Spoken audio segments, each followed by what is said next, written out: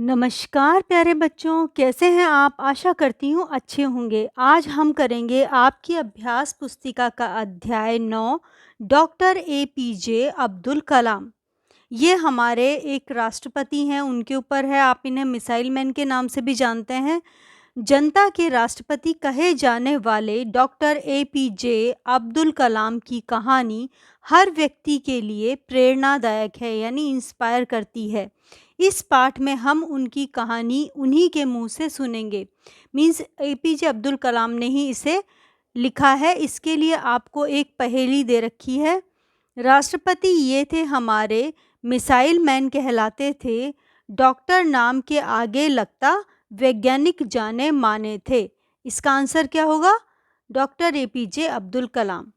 ये उनसे संबंधित है। तो चलिए अब शुरू करते हैं। शुरू करने से पहले आपसे गुजारिश है, ई अध्यापक को सब्सक्राइब करें और लास्ट में कमेंट लिखना ज़रूर याद रखें, भूलें नहीं, क्योंकि ये हमें इंस्पायर करेगा। तो चलिए शुरू करते हैं। मैं यह बहुत गर्व के साथ तो नहीं कह सकता कि मेरा जीवन किसी के लिए आदर्श बन सकता है। ये अब्दुल कलाम खुद बोल रहे हैं, क्योंकि इन्वर्टेड कॉमास से शुरू होकर लास्ट हो रहा है, मीन्स उनके ही वर्ड्स हैं। तो ये एपीजे बोल रहे हैं कि कलाम साहब बोल रहे हैं कि मैं किसी का आइडियल बन जाऊं, ये मैं नहीं कह रहा हूं, लेकिन जिस तरह मेरी नियति ने आकर आकार ग्रहण किया है, यानी जिस तरह से मेरी डेस्टिनी जो है वो बनी है, उससे किसी गरीब बच्चे को सांत्वना अवश्य मिलेगी। मीन्स कोई भी अगर बहुत ही पुअर चाइल्ड है, जिसके माँ बाप जो हैं वो बहुत ही गरीब हैं, कम पैसे वाले हैं, उसे भी लगेगा कि वो भी कुछ बन सकता है इस स्टोरी को सुनकर। जो किसी छोटी सुविधाहीन सामाजिक स्थिति में जी रहा हो, मीन्स उनकी लाइफ स्टाइल जो है वो बहुत ही लोअर हो, उनके पास सारी फैसिलिटीज़ ना हो, जो जो आप जिस सोसाइटी में रहते हैं, सोशली आपको जो भी सुविधाएं मिलती हैं वो सब उसे ना भी मिल रही हों, तो भी वो अगर कलाम की स्टोरी को सुनकर इंस्पायर हो जाएगा तो उसके जीवन के लिए अच्छा होगा। शायद मेरी कहानी उसे निराशा की भावना से मुक्त करने में सहायक हो।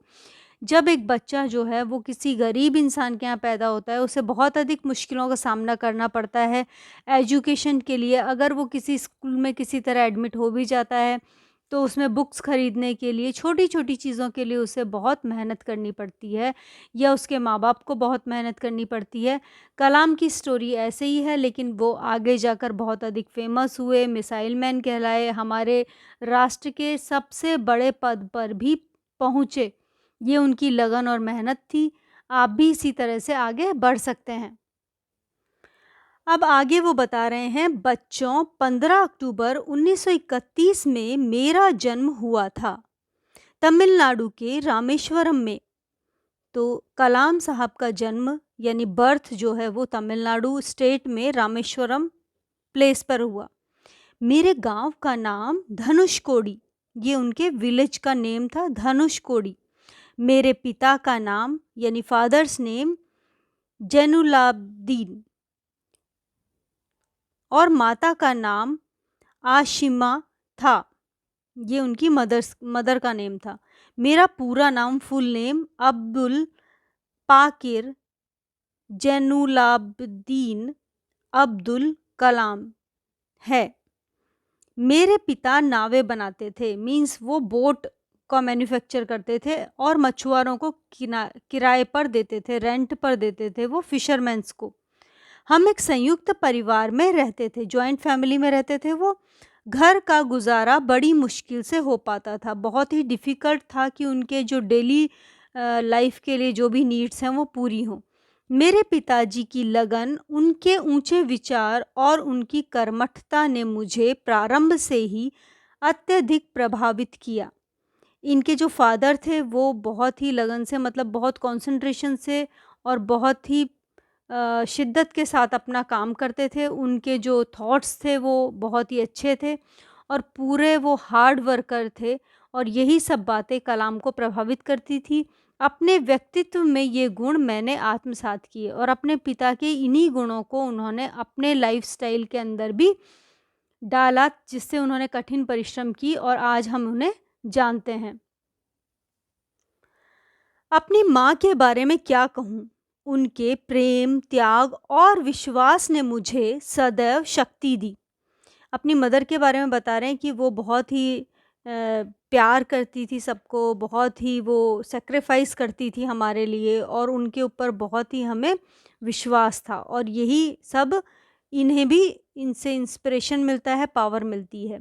उनके प्रति अपनी भावनाओं को मैंने एक कविता में पिरो दिया। अपनी मम्मी को उन्होंने याद करते हुए एक पोयम लिखी थी जो मेरी पुस्तक विंग्स ऑन फायर के प्रथम पृष्ठ पर मुद्रित है।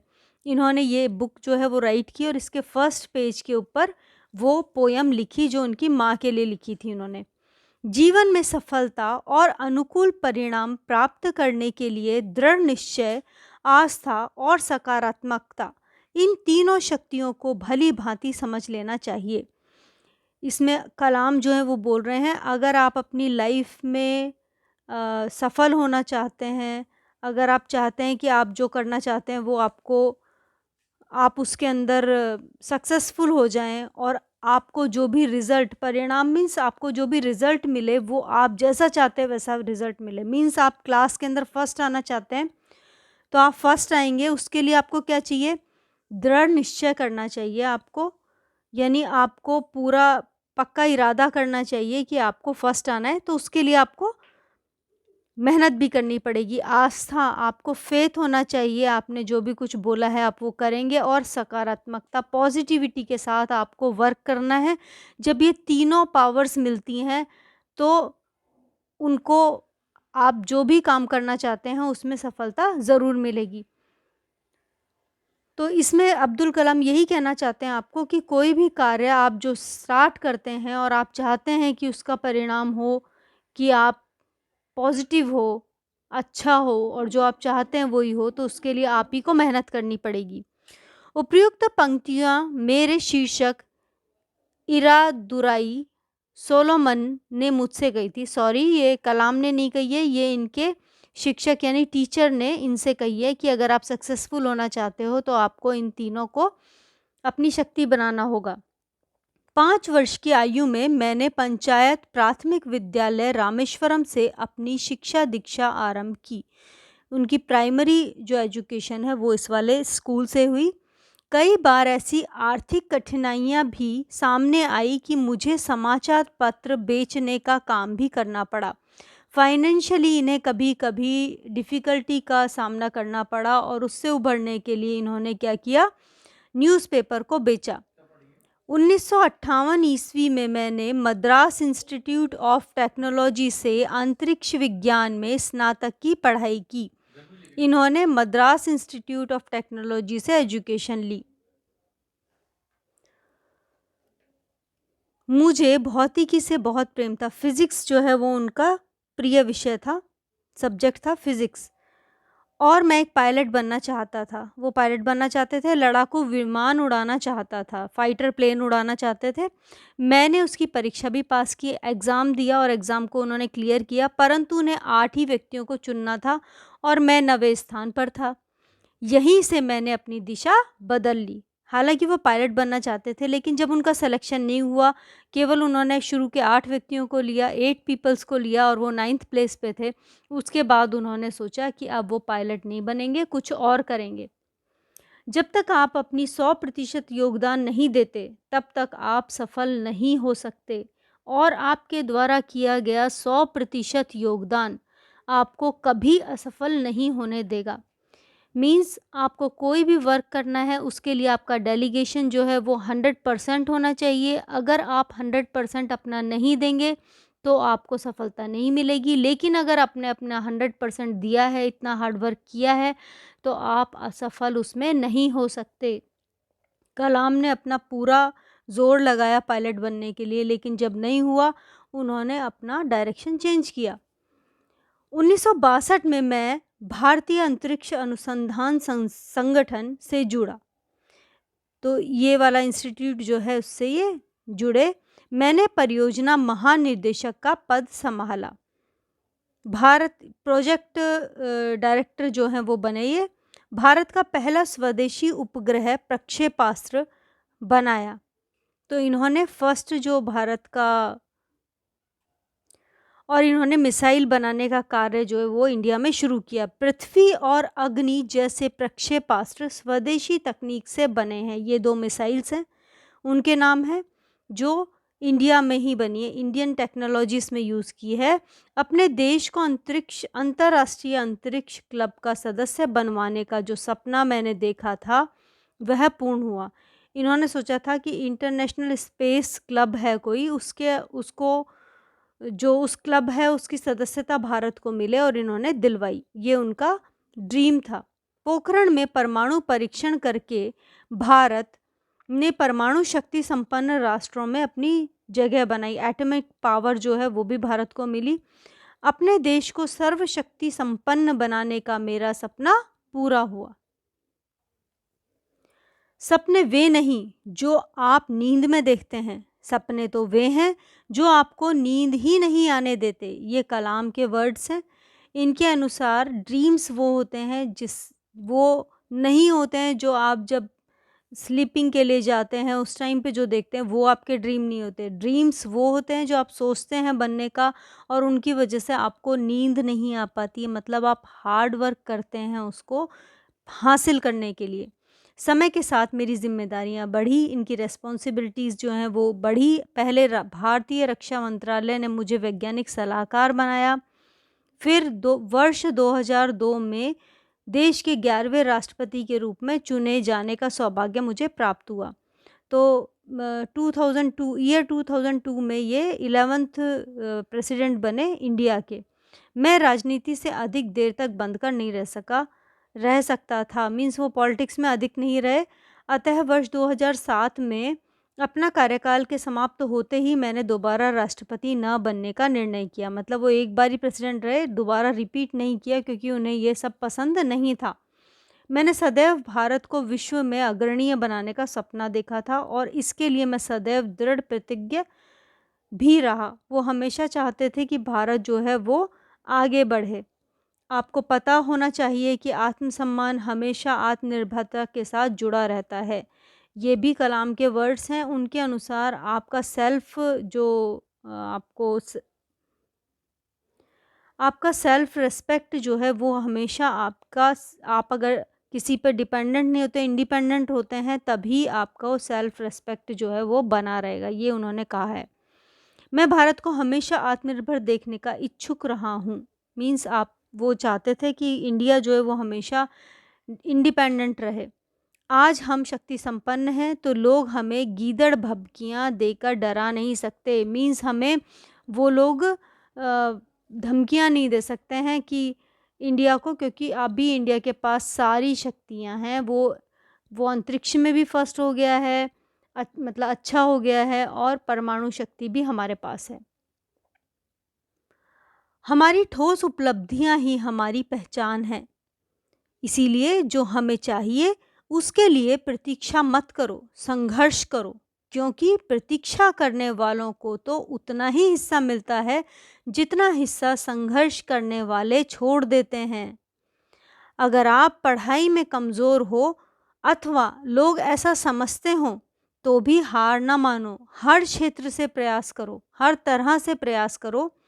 यह भी संभव है कि किसी अन्य क्षेत्र में लगने योग्य बेहतरीन दिमाग तुम्हारे पास हो। तो इन्होंने कहा है कि आप किसी भी चीज़ को अगर पाना चाहते हैं तो आपको उसके लिए संघर्ष करना पड़ेगा, फाइट करना पड़ेगा आपको। अगर आप फाइट नहीं करेंगे, आप कुछ नहीं करेंगे, आप चाहेंगे कि हम मुझे कुछ मिल जाए या मैं कुछ पा लूँ, जैसे आप क्लास में फर्स्ट आना चाहते हैं, लेकिन आप हार्ड वर्क नहीं करना चाहते, ना आप पढ़ते हैं अपने आप से, तो आपको वो चीज़ नहीं मिल सकती। आपको अगर कुछ मिलेगा तो उतना ही हिस्सा मिलेगा जो संघर्ष करने वालों को नहीं चाहिए। ठीक है? जैसे कोई चीज़ है वो आपके सामने रखी हुई है टेबल पे, आपको जाके वो टेबल पे से उठानी पड़ेगी, तभी आपको मिलेगी। नहीं तो किसी और ने आके टेबल पे, अगर मान लीजिए 4 ऑरेंज रखे हुए हैं और आपको उसमें से चाहिए ऑरेंज, आप चाहते हैं 3 ऑरेंज आपको मिल जाएँ, तो आपको जाके लेनी पड़ेगी ऑरेंज। अगर आपने वहाँ जाके ऑरेंज नहीं ली, तो क्या होगा? कोई और आके अगर उसमें से 3 ऑरेंज उठा लेता है तो आपको क्या मिलेगी? केवल 1 ऑरेंज जो वहाँ पे रखी हुई है, वो भी तब मिलेगी जब आप जाकर उसे लेंगे। तो इसीलिए प्रयास आपको करना चाहिए। अगर आप एक चीज़ में फ़ेल भी हो जाते हैं, तो आप उस चीज़ को चेंज करो, आप किसी और चीज़ के लिए आपके पास जो ब्रेन पावर है वो हो सकती है। एक अच्छी किताब 100 अच्छे दोस्तों के बराबर होती है। मीन्स बुक्स जो हैं वो आपके ट्रू फ्रेंड्स होते हैं और हमेशा आपको गाइड करते हैं। मैं भी आपके लिए अपनी अगली पीढ़ियों के लिए ऐसी किताब लिखना चाहता हूँ, वो बुक्स राइट करना चाहते थे जो हमेशा के लिए प्रेरणादायक बन सके, आपको हमेशा आइडियल बने। मैंने आपके लिए प्रयास भी किया है और अनेक पुस्तकें लिखी जैसे India 2020 a vision for the new millennium, my journey, ignite ignited minds एंड इंग्लिश the power within India, wings of fire आदि। अपने देश भारत में मुझे मान सम्मान मिला। मीन्स इन्हें बहुत बार इन्हें सम्मानित किया गया, जैसे मुझे भारत रत्न, पद्म विभूषण, पद्म भूषण जैसे कई सम्मान प्रदान किए गए। अनेक विश्वविद्यालयों ने मुझे डॉक्टरेट की उपाधि दी। अनेक जो यूनिवर्सिटियाँ थी डिफरेंट डिफरेंट, उन्होंने उन्हें डॉक्टरेट की उपाधि दी। बच्चों, संगीत मुझे विशेष रुचि है। म्यूज़िक उन्हें पसंद था। मुझे कर्नाटक भक्ति संगीत सुनना बहुत अच्छा लगता है। कभी-कभी वीणा वाद्य बजाता हूँ। बचपन से ही अपने देश की मिली-जुली संस्कृतियों से मुझे बहुत प्रेम रहा है। मैंने गीता का अध्ययन, मनन पूरे मनोयोग से किया है। गीता उन्होंने पढ़ी है। बच्चों से मैं अपने विचारों का आदान-प्रदान करना मुझे सदैव भाता रहा है। मैं सभी भारतीयों से यही कहना चाहता हूँ कि आत्मविश्वास और कर्मठता हमारी सफलता की जड़ से हमारी असफलता को जड़ से मिटाने के लिए परमावश्यक औषधियाँ हैं। मीन्स जब आप बीमार हो जाते हैं तो आपको कोई मेडिसिन लगता है, औषधि लगती है जिससे आप सही होते हैं। तो आप अगर किसी भी चीज़ के अंदर सफल नहीं हो पा रहे हैं, तो आपको आत्मविश्वास और कर्मठता, हार्ड वर्क करना चाहिए और सेल्फ कॉन्फिडेंस आपके अंदर होना चाहिए, तभी आप सफल हो सकते हैं। जय हिंद। इसी के साथ ये अध्याय समाप्त होता है। आशा करती हूँ आपको अच्छा लगा होगा। कमेंट लिखना ना भूलें। धन्यवाद।